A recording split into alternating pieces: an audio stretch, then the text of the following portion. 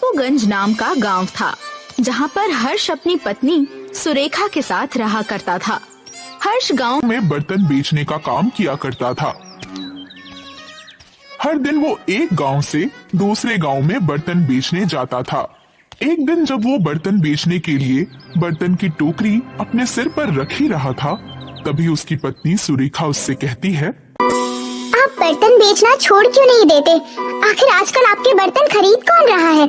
खरीद तो कोई नहीं रहा है सुरेखा, मगर बर्तन मेरे बाप दादा सदियों से बेचते आ रहे हैं और मुझे बर्तन, थाली, गिलास बनाने के सिवा कुछ और नहीं आता। मगर हम भूखे भी तो नहीं रह सकते ना पतिदेव। आज मुझे जाने दो, अगर आज कमाई नहीं हुई तो मैं सारे बर्तन पानी में फेंक दूंगा और कहीं और काम कर लूंगा। जब वे बात कर ही रहे थे, तभी एक आदमी उनके घर के बाहर आकर हर्ष को आवाज लगाता है, हर्ष भैया, ओ हर्ष भैया।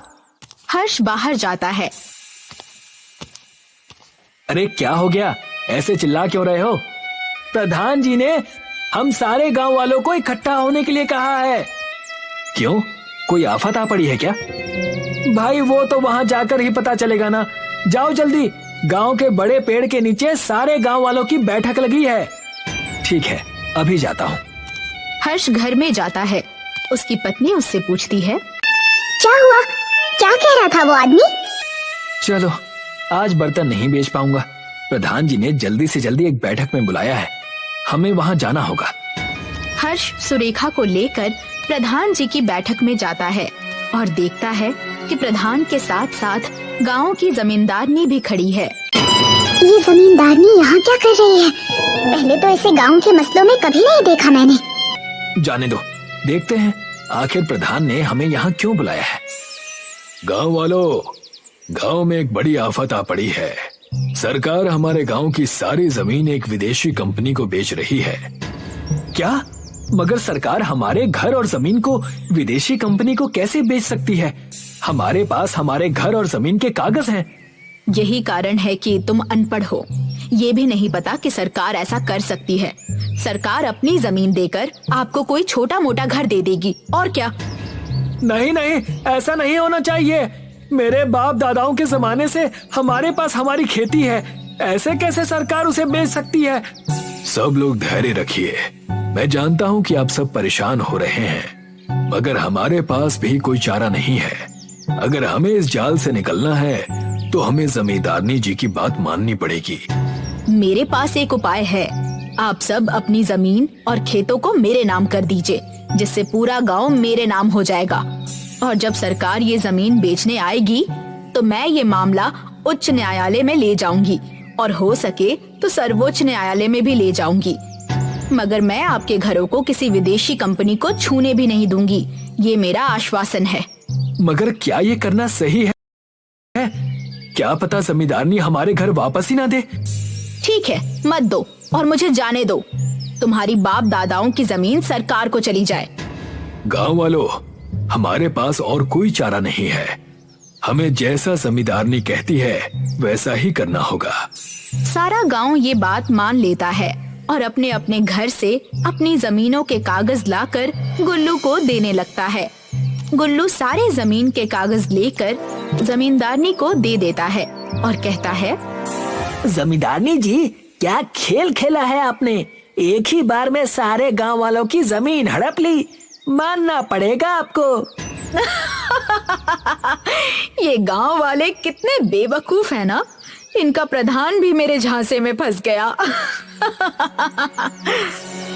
कुछ दिन बीत जाते हैं और सारे गांव वाले देखते हैं कि सरकार की तरफ से कोई सूचना नहीं आई।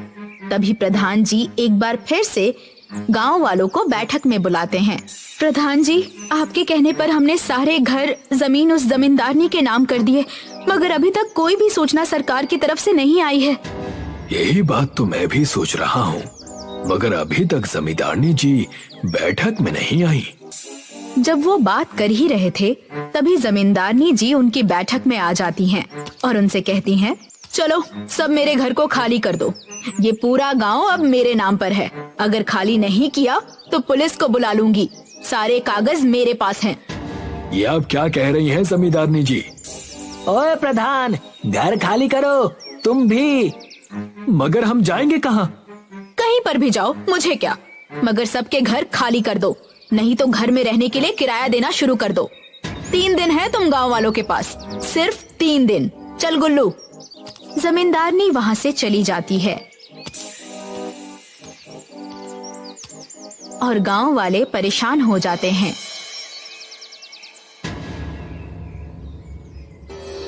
अब हम क्या करेंगे? मेरे पास अब बस ये बर्तन बचे हैं, इनमें भी सिर्फ थालियां ही हैं। आज जाकर इन्हें बेचकर जितने पैसे बनेंगे, फिर घर छोड़कर हम बाहर रास्ते पर रहेंगे। हर्ष बर्तन को सिर पर रखकर उन सभी थालियों को बेचने चला जाता है, मगर कोई भी उससे बर्तन नहीं खरीदता, जिसकी वजह से वो निराश होकर जंगल के रास्ते से घर की ओर आ रहा होता है। तभी उसे एक बूढ़ी औरत दिखती है। क्यों होते हो परेशान? क्या ये वक्त परेशानी का है? क्यों रोते हो उसके लिए जो तुम्हारा कभी था ही नहीं? क्या ले जाओगे अपने साथ जब तुम दुनिया छोड़ जाओगे? जी आप? मैं हूँ बुढ़िया, जादू कर दूंगी, बर्तन के बनाऊंगी घर। बोलो, क्या है तुम्हारी टोकरी में? मेरी टोकरी में सिर्फ बर्तन के नाम पर थालियां ही हैं। थाली ना आसमान में होंगी, ना होंगी जमीन पर, लहराते उठेंगे घर तुम्हारे सबके सब इस थाली पर। क्या आप मेरी मदद करेंगी? हड़प्पा नाचो। आप ठीक तो है ना? बुढ़िया हर्ष को जादुई छड़ी देती है और कहती है, जा गांव में लोगों को ये थाली दे और इस पर ये छड़ी घुमा। ये थाली घर में बदल जाएगी और जहाँ चाहोगे वहाँ चली जाएगी।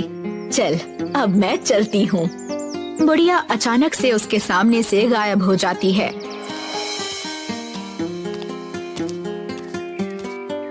हर्ष अपने गांव पहुँचता है और अपनी पत्नी को सारी बातें बताता है। वो अपने बर्तन की टोकरी में से एक थाली निकालता है, उसे जमीन पर रखता है और छड़ी उसके ऊपर घुमाता है। जैसे ही वो छड़ी को थाली के ऊपर घुमाता है, वैसे ही उस थाली पर घर बन जाता है। सच में घर इस थाली पर बन गया, वैसे ही जैसे उस जादूगर बुढ़िया ने कहा था।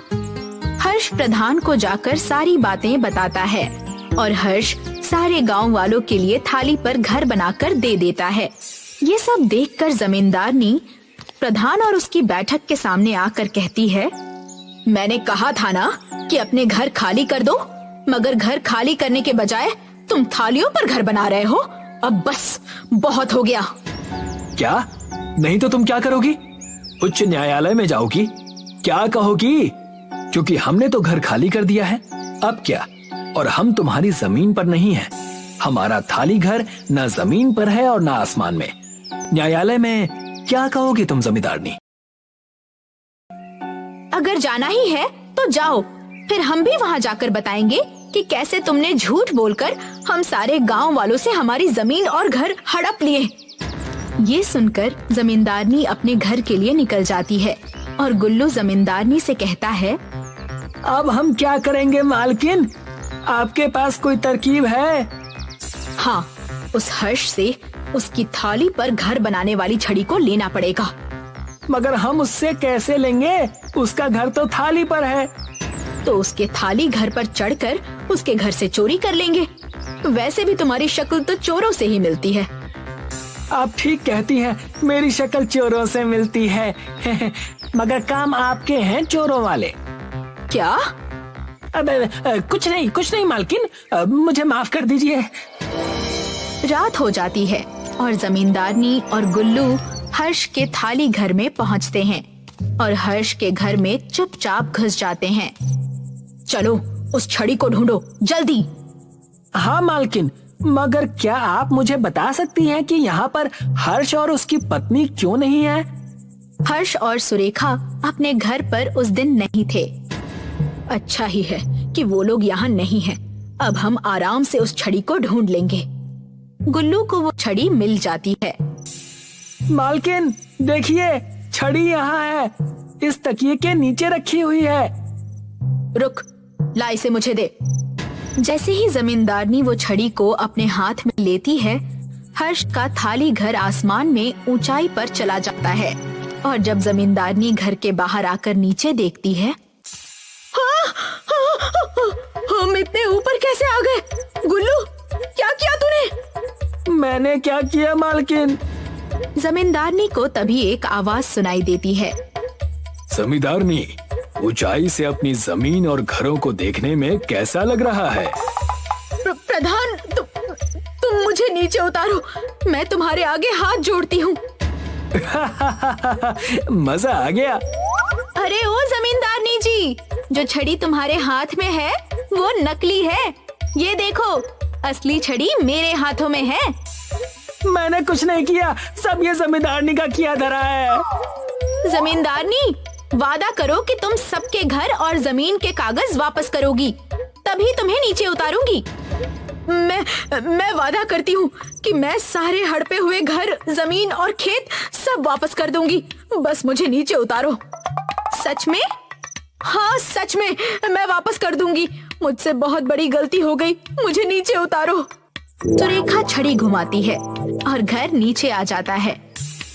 अगले दिन जमींदारनी सारे गांव वालों को उनके घर, जमीन और खेतों के कागज वापस कर देती है। एक गांव में अर्जुन और नवीन नाम के दो भाई रहा करते थे। अर्जुन की आर्थिक स्थिति अपने भाई नवीन के मुकाबले बहुत कमजोर थी। एक दिन गांव के मुखिया के साथ नवीन अपने भाई की दुकान पर आया। अरे कैसे हो मेरे भाई अर्जुन? बस ईश्वर की कृपा है भाई। अरे तुम मुझसे केवल 6 महीने छोटे हो अर्जुन। हम दोनों ने बर्तन की दुकान भी एक साथ ही शुरू की थी, मगर देखो ना आज मैं कहाँ हूँ और तुम कहाँ हो। अरे सब ईश्वर की माया है भैया। ये सच है कि मेरी आर्थिक स्थिति बहुत कमजोर है। कभी कभी मुझे मेरी पत्नी और बच्चों को पेट भर भोजन भी नहीं मिल पाता, लेकिन यकीन मानिए भैया, इसके बावजूद भी हमारा परिवार खुश है। हमें ईश्वर से कोई शिकायत नहीं। मैं तुम्हारा बड़ा भाई हूं अर्जुन। मुझसे तुम्हारी ये निर्धनता देखी नहीं जाती। जब अपने बच्चों को अच्छे स्कूलों में शिक्षा प्राप्त करते हुए देखता हूं और तुम्हारे बच्चों को तुम्हारे साथ दुकान पर काम पर लगा हुआ देखता हूं तो मेरे दिल को बहुत ठेस पहुंचती है। आखिर मैं तुम्हारे पिता समान हूं। आपने सही कहा भैया, बड़ा भाई पिता समान ही तो होता है। आपने मेरे लिए इतना सोचा, मेरे लिए यही काफी है। अरे तुम्हें कितनी बार कह चुका हूं, तुम अपने उस टूटे फूटे मकान को छोड़कर मेरे घर पर रहने के लिए क्यों नहीं आ जाते? ना तो तुम्हारे उस टूटे फूटे घर में पंखा है, ना कूलर है, यहाँ तक के ओढ़ने के लिए ढंग का एक कंबल तक नहीं है। नहीं भैया, मैं आपके ऊपर बोझ नहीं बनना चाहता। मैंने आपसे कहा ना, मेरा परिवार खुश है और हमें ईश्वर से कोई शिकायत नहीं है। अरे देखो अर्जुन, मैं तुम्हारा बड़ा भाई हूँ, तुम्हारे भले की ही बात करूंगा ना। तुम्हारा वो टूटा फूटा घर जिस जमीन पर है, वो जमीन एक हाईवे के किनारे पर स्थित है। आजकल हाईवे के किनारे की जमीन के दाम अच्छे खासे मिल रहे हैं। मेरी जान पहचान भी है। तुम कहो तो मैं खरीदार से बात कर लेता हूँ। तुम्हें अपने उस मकान की अच्छी कीमत भी मिल जाएगी और तुम उसके बाद एक नया व्यवसाय भी शुरू कर सकते हो और दूसरा मकान भी खरीद सकते हो। नवीन की बात सुनकर अर्जुन गहरी सोच में पड़ गया। तभी नवीन के बगल में खड़ा हुआ गांव का मुखिया मुस्कुराते हुए बोला, अरे नवीन बिल्कुल सही बोल रहा है अर्जुन। आज के दौर में कौन सा ऐसा बड़ा भाई होगा जो अपने छोटे भाई के लिए इतना सोचता है। नवीन दिल का बहुत स्वच्छ है और तुम्हारी बहुत चिंता करता है। देखो मैं जानता हूँ कि ये फैसला तुम्हारे लिए कठिन है। तुम कुछ दिन और सोच लो और अच्छी तरह समझ लो। मुखिया जी सही बोल रहे हैं अर्जुन, और जब तक तुम मेरे घर में आराम से रह सकते हो। वैसे भी हम दोनों भाई हैं। विवाह से पहले हम दोनों साथ में एक घर में ही तो रहते थे। मुझे सोचने के लिए थोड़ा समय चाहिए भैया। कोई बात नहीं, ठीक है, पर ज्यादा समय मत लेना, नहीं तो जमीन का खरीदार दूसरी जमीन खरीद लेगा। इतना कहकर नवीन मुखिया के साथ वहाँ से चला गया। दरअसल नवीन एक लालची व्यक्ति था। उसकी नजर अर्जुन की जमीन पर बहुत पहले से थी और अर्जुन एक बहुत सीधा साधा व्यक्ति था जो अपने भाई का बहुत सम्मान करता था। नवीन ने बंटवारे के दौरान भी संपत्ति में काफी घपला भी किया था उसकी बेईमानी को सिर्फ अर्जुन और नवीन के पिताजी जानते थे, मगर अर्जुन को बताने से पहले ही वो इस दुनिया से चले गए। अब नवीन की नजर अर्जुन के उस मकान पर थी जो कि हाईवे के बगल में एक झोपड़ी के रूप में बना हुआ था। रास्ते में मुखिया नवीन से बोला, तुम्हें क्या लगता है नवीन, क्या अर्जुन तुम्हारी बात को मानेगा? मैं अपने छोटे भाई को बहुत अच्छी तरह से जानता हूँ मुखिया जी। वो एक नंबर का मूर्ख व्यक्ति है। अपनी मूर्खता की वजह से ही वो आज तक कभी धन नहीं कमा पाया। उस बेवकूफ को तो ये भी नहीं पता कि उसके हिस्से की संपत्ति मैंने कितनी चालाकी से हड़प ली। इस बारे में सिर्फ तुम्हारे पिताजी ही जानते थे। बिल्कुल सही कहा मुखिया जी। पिताजी नवीन को इसी बारे में बताने ही जा रहे थे कि रास्ते में ही उनकी तबीयत खराब हो गई और वो अचानक चल बसे। तो क्या अर्जुन की जमीन हड़पने के बाद तुम उसकी दुकान भी हड़पोगे? कम से कम दुकान तो उस बेचारे के पास रहने दो। अगर दुकान भी तुम उससे छीन लोगे तो अर्जुन और उसका परिवार तो सड़कों पर भीख मांगने लगेगा। मैं एक व्यापारी हूँ मुखिया जी, हमेशा फायदे का ही सौदा देखता हूँ। फिलहाल तो मेरा फायदा उसकी जमीन बेचने पर है। वैसे उसकी जमीन के तो लाखों रुपए मिल रहे हैं, उसमें से अर्जुन को कितना दोगे? पागल हो गए हैं क्या मुखिया जी? फूटी कौड़ी नहीं दूंगा। अरे कुछ दिन अपने घर में रखकर धक्के देकर बाहर निकाल दूंगा। मुझे पता है कि अर्जुन कुछ भी नहीं कर सकता। इधर नवीन अपने घर पर अपनी पत्नी राधा से इस बारे में परामर्श करने लगा। अगर ये घर बेच देंगे तो हम लोग रहेंगे कहाँ? अरे तुम चिंता क्यों करती हो राधा? भैया ने कहा है कि जब तक वो हमें अपने घर पर रख लेंगे। सोचो राधा, हम उस पैसे से नया व्यवसाय शुरू कर सकते हैं। पता नहीं क्यों मुझे कुछ ठीक नहीं लग रहा। लेकिन तुम तो जानती हो कि मेरी दुकान पर बर्तन खरीदने वाले मेरे हाथ के बने हुए बर्तन खरीदते ही नहीं। हमारी बेटी चमकी 12 वर्ष की हो चुकी है। कल को हमें चमकी का विवाह भी करना होगा, तब क्या होगा? कभी सोचा इस बारे में? अर्जुन की बात सुनकर राधा चुप हो गई। अगले दिन अर्जुन नवीन के घर पर पहुंचकर बोला, मुझे आपका फैसला मंजूर है भैया। मैं अपना घर बेचने के लिए तैयार हूँ। मुझे तुमसे यही उम्मीद थी अर्जुन। तुम एक काम करो, तुम आज ही अपने परिवार को यहाँ लेकर आ जाओ। मैं आज शाम को ही उस बिल्डर से बात कर लेता हूँ। कल तक पैसे तुम्हारे हाथ में आ जाएंगे। अर्जुन अपने परिवार को नवीन के घर पर ले आया। उसके परिवार को देखकर नवीन की पत्नी कामिनी क्रोधित होकर नवीन से बोली, आप भी ना किन किन भिखारियों को यहाँ पर उठाकर ले आए हैं? इनके कपड़े तो देखो कितने मैले हैं।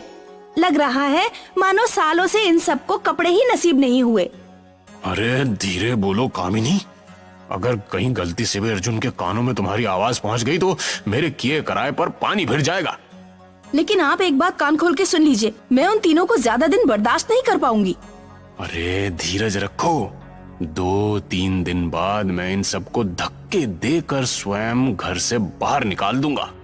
नवीन ने बड़ी चालाकी से एक सादे स्टैम्प पेपर पर अर्जुन का अंगूठा लगवा लिया। अर्जुन अपने भाई पर बहुत भरोसा करता था। शाम को अर्जुन ने वो जमीन लाखों रुपए में उस बिल्डर को बेच दी।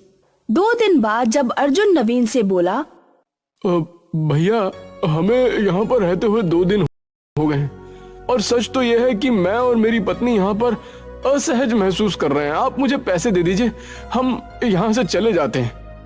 अर्जुन की बात सुनकर नवीन क्रोधित होते हुए बोला, कौन से पैसे? कैसे पैसे? भैया वो मेरा मकान जो आपने बेचा था उसके पैसे। अरे मैं तुम्हें बताना भूल गया अर्जुन। बात असल में यह है कि वो बिल्डर धोखेबाज निकला। उसने हाईवे के बगल की तमाम जमीनों को धोखे से अपने नाम कर लिया और उन सारी जमीनों को मुंबई के किसी बड़े सेठ को बेच दी और वो देश छोड़कर फरार हो गया। नवीन की बात सुनकर अर्जुन के पैरों तले जमीन खिसक गई। उसकी आंखों से आंसू बहने लगे। भैया मैं कहाँ जाऊंगा? अरे अब मुझे क्या पता तुम कहाँ जाओगे और क्या करोगे। अब तुम्हारी किस्मत ही इतनी फूटी है तो उसमें मेरा क्या दोष। और सुनो, आज शाम को ही तुम अपनी पत्नी और बेटी को यहाँ से लेकर चले जाना। हाँ, मेरी पत्नी तुम सबके साथ स्वयं असहज महसूस कर रही है। लेकिन भैया मैं कहाँ जाऊंगा? मेरे पास तो और कोई घर भी नहीं है। वो सब मुझे नहीं पता, देखो वो सब मुझे नहीं पता। तुम मेरे छोटे भाई हो, इसलिए मैं तुमसे सिर्फ जुबान से कह सकता हूँ।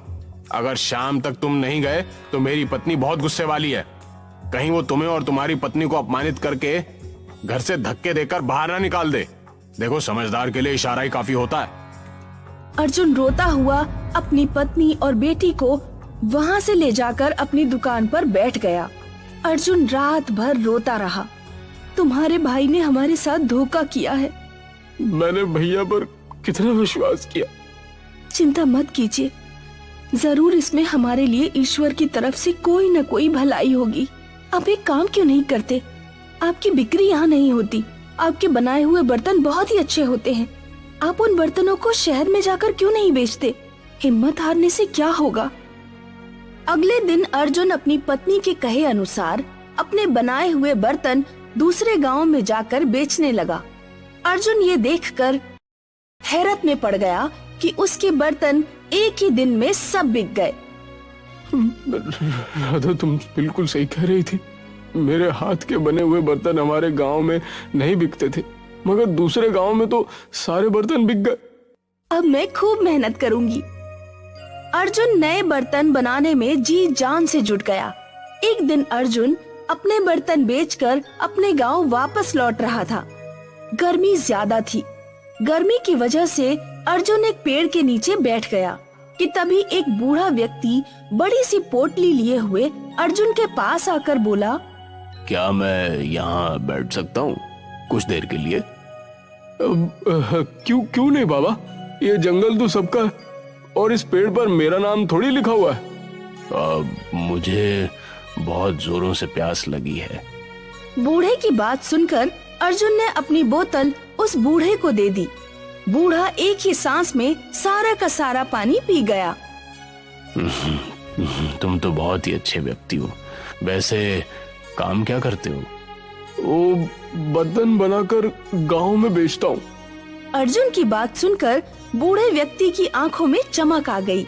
उसने अपनी पोटली खोल दी। अर्जुन ने देखा उस पोटली में ढेर सारे बर्तन और एक बड़ी सी कढ़ाई रखी हुई थी। तुमने मुझे पानी पिलाया, तुम इस कढ़ाई को ले जाओ। मैं तुम्हें ये कढ़ाई भेंट स्वरूप देना चाहता हूँ, क्योंकि ये मामूली कढ़ाई नहीं है। अब क्षमा करना बाबा, मैं आपकी भेंट स्वीकार नहीं कर सकता। मैं एक मेहनती व्यक्ति हूँ और मैं अपनी मेहनत पर विश्वास करता हूँ।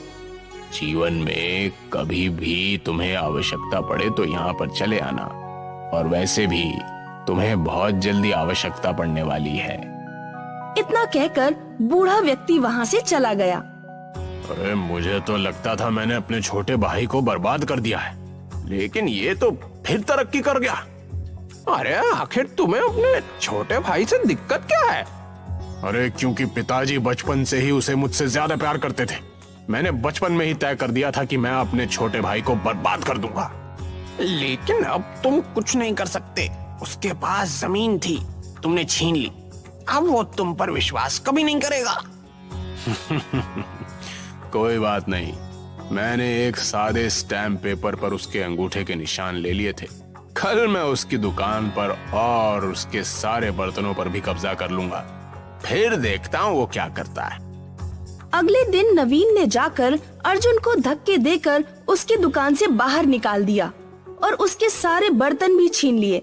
अर्जुन रोता हुआ अपने परिवार को लेकर पूरी तरह से सड़क पर आ गया। वो अपने परिवार को लेकर रोता हुआ उसी जंगल की ओर आ गया, जिस जंगल में एक दिन पहले उसको बूढ़ा व्यक्ति मिला था। अर्जुन उसी पेड़ के पास बैठकर रोने लगा।